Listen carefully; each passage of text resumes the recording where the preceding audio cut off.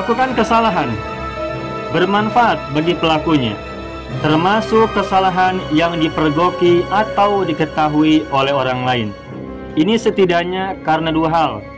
Pertama, ia jadi tahu bahwa ia tidak selalu benar, sehingga karenanya ia tidak pantas merasa diri paling benar. Kadang-kadang seseorang itu merasa dirinya selalu benar karena orang tidak melihat atau memergokinya berbuat salah. Itu yang pertama. Yang kedua, agar ia bisa memahami ketika orang lain berbuat salah, sebagaimana ia ingin orang lain memaklumi dan memaafkan kesalahannya, ia juga harus berbesar hati memaklumi dan memahami kesalahan orang. Jikapun ia perlu menegur orang lain karena kesalahan, maka ia harus belajar untuk menegurnya dengan cara yang ia sendiri ikhlas ketika ditegur saat berbuat salah. Berbuat kesalahan jelas tidak dikehendaki, tetapi kadangkala berbuat kesalahan adalah bagian dari kebaikan itu sendiri dan merupakan salah satu proses penyempurnaan diri.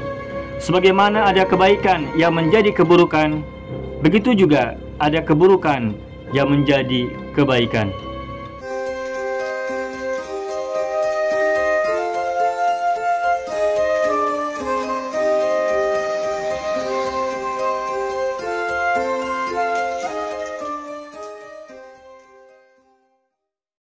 Baik, kita lanjutkan. Sekarang bagaimana kajian linguistik untuk ayat yang tadi kita bacakan? Walillahi 'alan nasi hijjul baiti atau hajjul baiti man istata'a ilaihi sabila. Kita akan bahas satu persatu lewat pendekatan kajian linguistik, sorfiyah, dan nahwiyah. Mari kita mulai. Silakan lihat ke papan tulis. Saya sudah tuliskan walillahi 'alan nasi hijjul baiti. Sampai sini dulu. Ini ada huruf wawu. Huruf wawu ini kalau kita sambung dengan ayat sebelumnya, maka wawu ini bisa kita sebut sebagai huruf athof. Namun jika kita pisahkan ayat ini dari ayat sebelumnya, dari kalimat sebelumnya, maka huruf wawu ini kita bisa sebut sebagai harful istinaf, huruf wawu permulaan. Wawu yang berfungsi sebagai huruf permulaan, bukan sebagai huruf sambung, bukan sebagai huruf athof. Silakan kita bisa sebut wawu ini sebagai huruf athof, sebagai sambungan dari kata sebelumnya atau ayat sebelumnya, atau kita juga bisa menyebutnya sebagai harf istinaf, huruf istinaf, kalau ini sebagai kalimat pertama.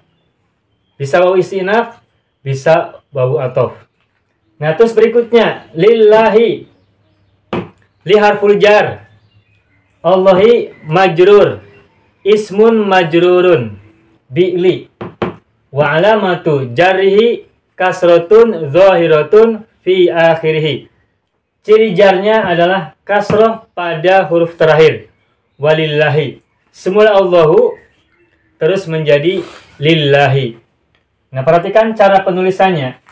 Lafaz jalalah Allah, Allahu, ini semula ada huruf alif, Allahu. Nah, tapi kita lihat di sini lafaz Allah tidak ada huruf alif. Ini salah satu rumus ya, salah satu tips untuk membaca Arab gundul ketika kita menemukan kata seperti ini. Antara Allahu ada alif dan Allahu tanpa alif di awalnya. Kalau kita menemukan kata Allah diawali oleh alif, maka ini bacanya adalah Allah. Bisa Allaha, bisa Allahu, bisa Allahi.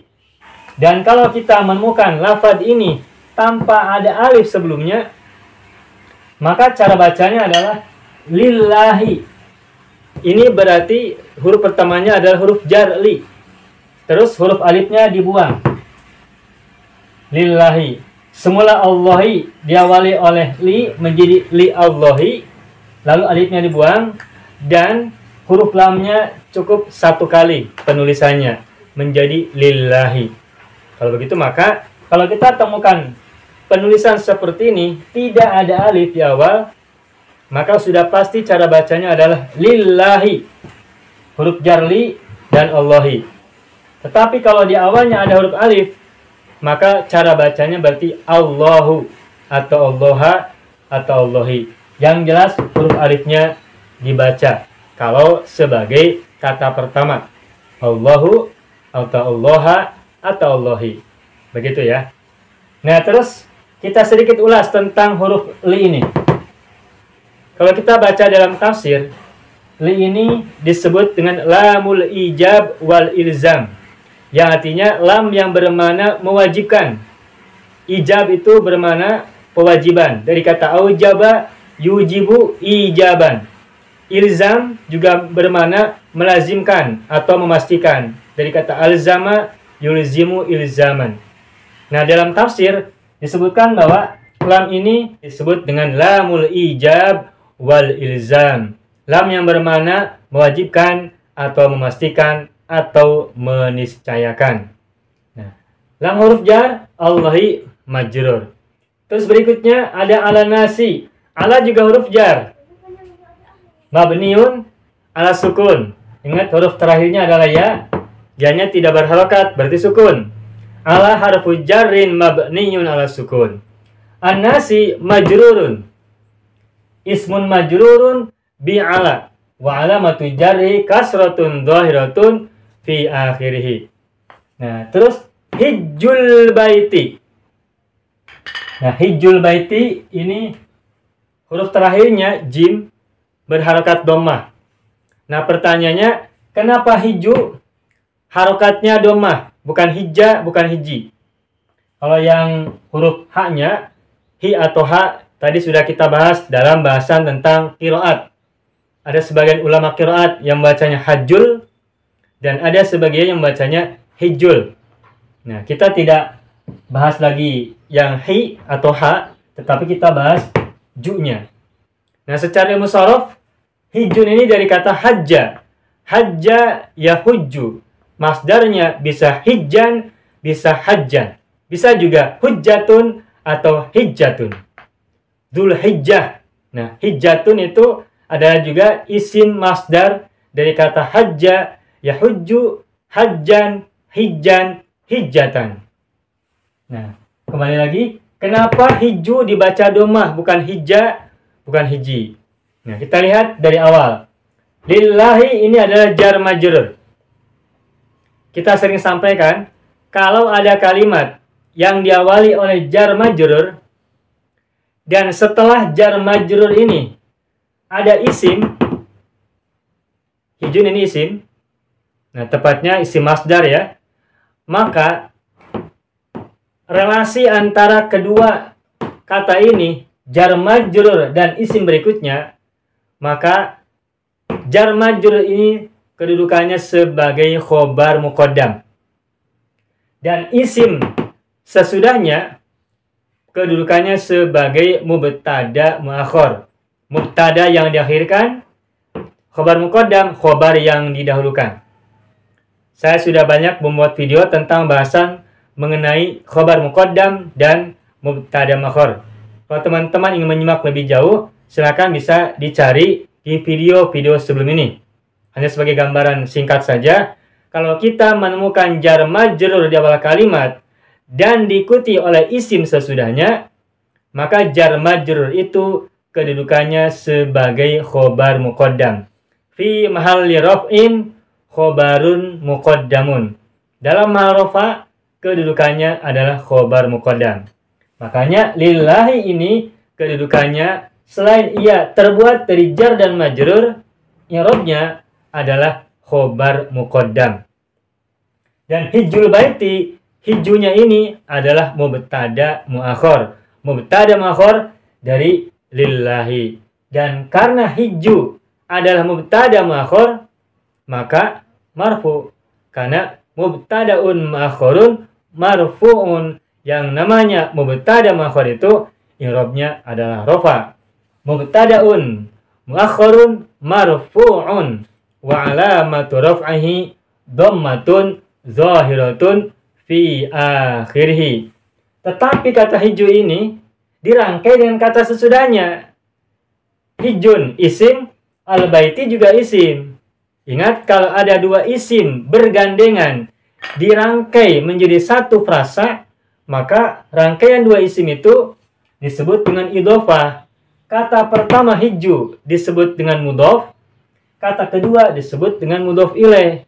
Mudhof, ingat saya sering katakan, syaratnya tidak boleh diawali oleh alif lam, dan syarat kedua, huruf terakhirnya tidak boleh bertanwin, sekalipun tidak ada alif lam. Mudhof syaratnya dua, tidak boleh diawali oleh alif lam, dan tidak boleh bertanwin. Itu syarat mudhof. Dan al-baiti adalah mudhof ilaih, dan mudhof ilaih syaratnya tiga. Pertama, biasakan diawali oleh alif lam. Terus huruf terakhirnya kasroh sebagai majrur. Dan yang ketiga, bukan terbuat dari kata sifat. Al-baiti adalah kata benda, bukan kata sifat. Makanya al-baiti bisa menjadi mudhof ilaih. Hijju mudhof, al-baiti mudhof ilaih. Gabungan dua kata ini dalam ilmu nahwu disebut dengan idhofah atau al-idhofatu. Begitu ya. Jadi hijjul baiti kedudukannya sebagai mubtada muakhar dari lillahi. Begitu. Nah, kita lanjutkan. Walillahi 'alan nasi hijjul baiti. Oh ya, sebentar. Al-baiti ini dari segi tasrif atau dari segi sorof, ini berasal dari kata bata yabitu baitan. Bata yabitu baitan. Kalau di tasrif, baitun itu berasal dari kata bata yabitu baitan. Ini isim yang merupakan sigot isim masdar dari kata bata yabitu. Perhatikan ada huruf ya di tengah. Berarti kalau kita kembalikan ke fiil bata yabitu. Nah, baitan. Huruf tengahnya adalah alif, tetapi alifnya berasal dari ya. Berarti ini dalam sorof disebut dengan bina ajwaf ya'i. Bina yang huruf ain fiilnya terbuat dari alif dan alifnya berasal dari huruf ya. Bina ajwaf ya'i. Begitu ya. Baik, kita hapuskan lagi.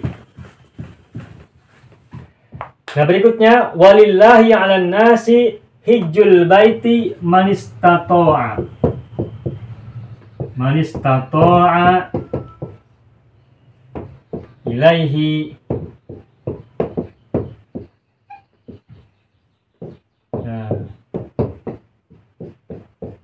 sabilan. Man istata'a ilaihi sabilan. Nah, kita bahas.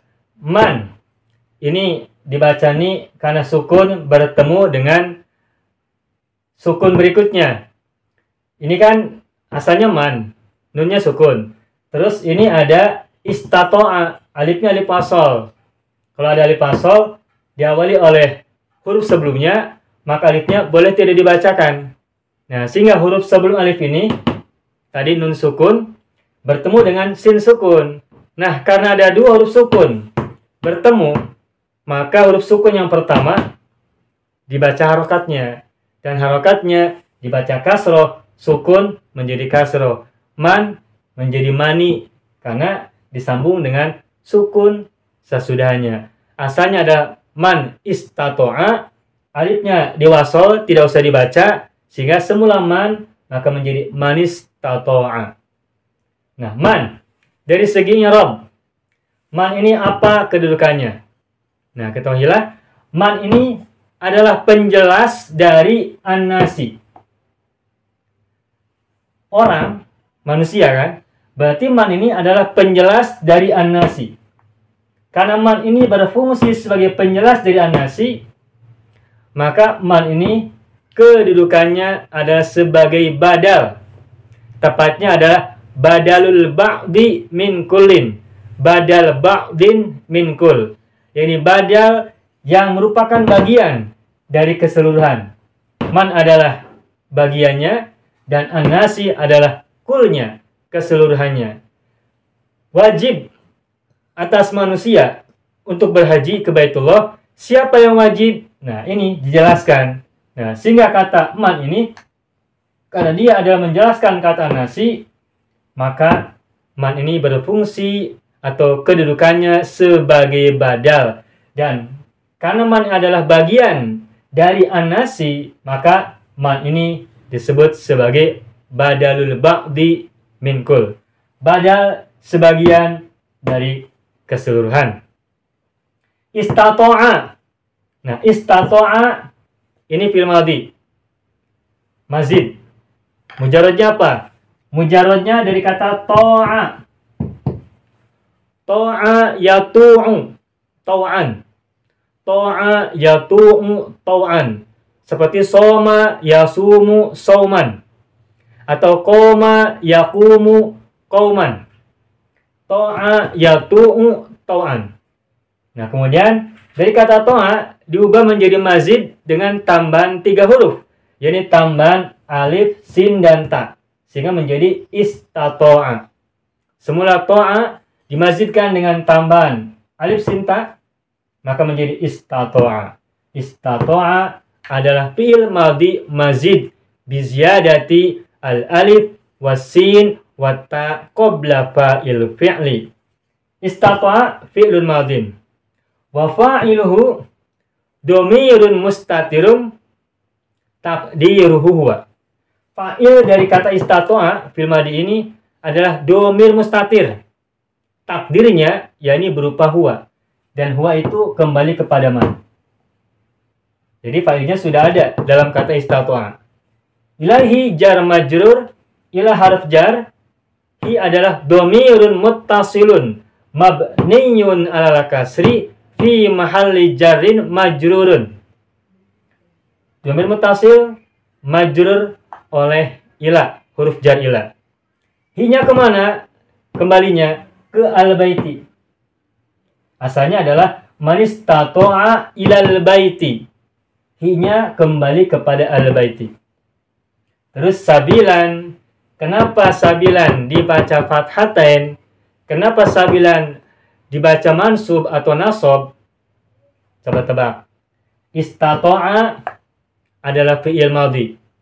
Fa'ilnya sudah ketemu, yakni huwa kembali kepada man. Istata'a itu adalah fi'il yang muta'addi, yang membutuhkan objek. Nah, berarti ketika kita temukan ada isim yang mansub setelah fi'il yang muta'addi, maka isim ini kedudukannya sebagai maf'ulun bihi. Maf'ul bih. Maf'ul bih adalah objek dari sebuah fi'il. Jadi sabilan kedudukannya adalah maf'ul bih dari kata istata'a. Kalau diredaksikan, ini asalnya adalah man istata'a sabilan ilaihi. Barang siapa yang mampu, barang siapa menyanggupi jalan menujunya. Seperti itu. Dan kalau kita lihat dalam penjelasan tafsir berkenaan dengan ayat ini, ada sebuah hadis yang mengatakan bahwa yang dimaksud dengan istita'ah itu adalah azad warrohilah, perbekalan dan kendaraan. Perbekalannya cukup, kendaraannya juga bisa mengantarkan seseorang menuju al-bait atau baitullah. Yang lainnya tentu saja kesehatan, karena meskipun punya bekal, ada kendaraan, kalau tidak sehat dan tidak memungkinkan kondisi fisik, mental, serta psikologisnya, maka juga tidak termasuk. Nah, inilah penjelasan secara nahwiyah dan sorfiyah untuk ayat 97 dari surat Ali Imran. Walillahi 'alan nasi hijjul baiti man istata'a ilaihi sabilan. Itu kajian secara sorfiyah dan secara nahwiyah.